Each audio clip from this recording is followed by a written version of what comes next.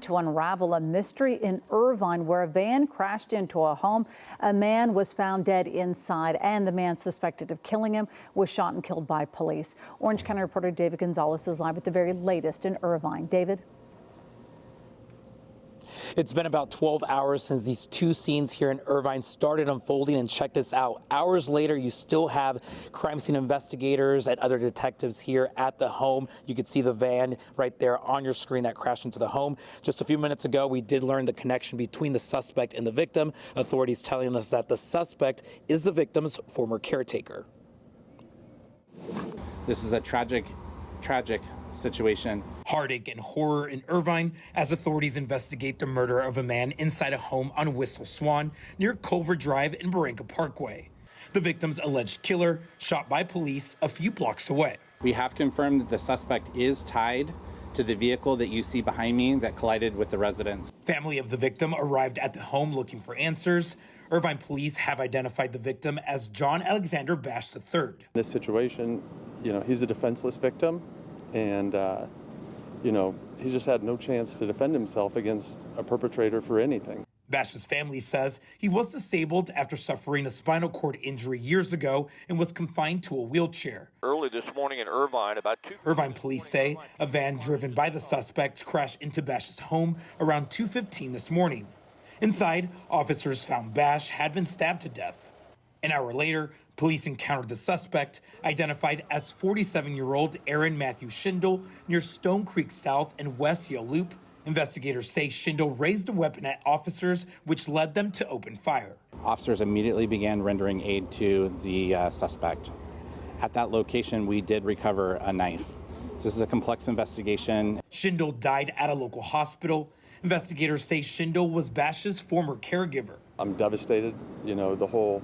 My wife's whole family is completely devastated. But the second thought is very upset because we have somebody who cannot defend themselves. He has no ability to run away. He has no ability to get up and move. And for something like this to happen to him is just so very tragic. And the family is distraught because they tell us there's so many unanswered questions because it appears the suspect who lived in Florida came here to do this, and right now they don't understand why, especially since the victim and the caretaker had not worked together in several years. A mother is brutally stabbed to death. Her attacker shot and killed by police, and investigators say it all began as a domestic dispute. Neighbors called police after hearing the woman screaming. The terrifying scene unfolding on a normally quiet residential street in Irvine. This is the second deadly police shooting in Irvine in less than a week. KTLA's Rick Chambers live in Irvine, where residents are shocked by the brutal attack. Rick. Yeah, Micah, Irvine, as you probably know, is considered to be one of the safer communities in America. And this particular neighborhood of Village Park, with its tree-lined cul-de-sacs and the older residents, is usually pretty quiet. But of course, that was all shattered earlier today when a domestic quarrel suddenly exploded. What I saw, I can't get it out of my head. Marco Rodriguez lives in this quiet Irvine neighborhood along Green Tree Lane, and came upon the grisly scene as police were just arriving. I saw two bodies, one on the driveway and one on the sidewalk. The body was on the driveway, it was a lady, and the one that was on the sidewalk, it was a man. This all began to unfold just before 3 this afternoon. A neighbor called 911 claiming that a man was attacking a woman in the street. Police say they got here quickly. When they arrived, the man was still attacking the female.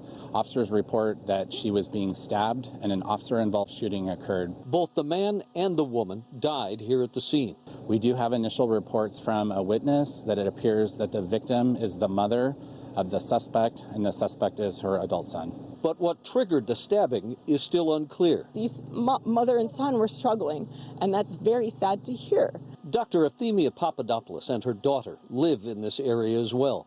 They say they've noticed a rise in crime. There's been robberies here on the rise in the past few months. Burglaries, robberies, people armed robbery. But they say nothing on par with this domestic attack. Now, because 2 investigations are underway here, the murder and the officer-involved shooting, detectives were told will likely be here for some time. Investigators are actively trying to recover video at this time, and we're asking anybody that has information about this incident to please call the Irvine Police Department. There is talk out here tonight that the son, the suspect, may have recently got out of prison, but the police will not confirm that at this point. They do say, though, that they have found a knife, what they believe is the murder weapon. And again, because of the police shooting, we have both homicide detectives and the Orange County DA's office out here doing the investigation. In Irvine, I'm Rick Chambers. Guys, I'll throw it back to you in Hollywood. With breaking news. Tributes pouring in after a Summit police officer was killed in the line of duty. Officer Troy Floyd's body being escorted to the state crime lab in Pearl this evening by dozens of law enforcement officers. Floyd worked for multiple agencies during his lengthy career as an officer. He ran for sheriff in Lincoln County during countywide elections back in 2023. And more information coming in tonight about how Floyd was killed at a safety checkpoint. 2 other officers were hurt as well. They are expected to recover. The suspect dead tonight. The Mississippi Bureau of Investigation says it all started, on West Railroad Avenue, just east of Highway 51 in Summit. 3 on Your Side's Nathan Lee was the first reporter on the scene. He joins us now as we remember Officer Floyd. Nathan. Well, that's right, CJ. Tragedy struck Summit and Pike County this afternoon when Troy Floyd lost his life in the line of duty, sending shockwaves through the entire community, something Summit Mayor Percy Robinson says will take a long time for his community to overcome. But let's give you some context on what happened. The Mississippi Bureau of Investigations says it started around 1:30 this afternoon when Officer Floyd checked a car at a checkpoint. That's when the suspect engaged Floyd and shot and killed him. MBI says 2 Macomb officers then responded to the scene and exchanged gunfire with the suspect, killing that person. The officers were injured, but Macomb Chief Juan Cloy says they will recover from those injuries. The mayor described the impacts this tragedy will have on his town and all of those who live in the area.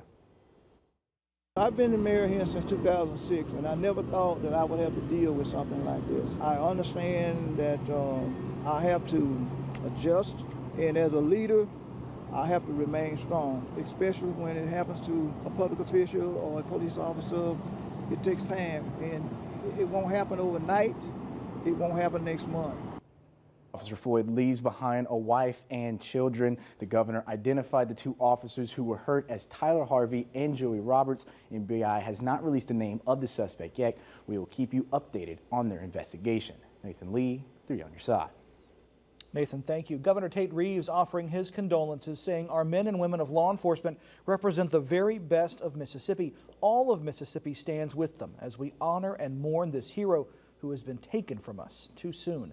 Public Safety Commissioner Sean Tyndall also mourning Officer Floyd, reminding you about the dangers law enforcement face protecting you.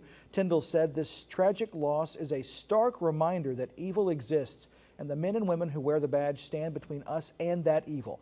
They risk life and limb and face unknown danger every day. They deserve our utmost support and gratitude.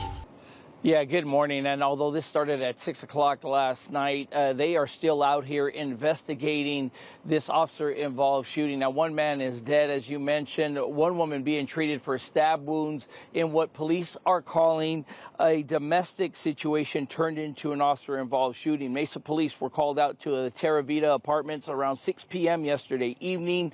That's where they found a woman who had been stabbed by a family member. Now, she was taken to the hospital with non-life-threatening injuries.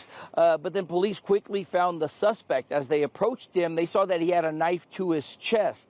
He did not comply with officers to put the knife down, and as he approached them, they then shot him with beanbag rounds and other non-lethal rounds. Officers said that that was not effective, and that's when they had to shoot and kill the man here on scene. I'm pretty shook. Sorry about that. I live with my girlfriend. She's pretty shook about it, but we're trying to handle it best that we can, especially since we're like right there, so trying our best.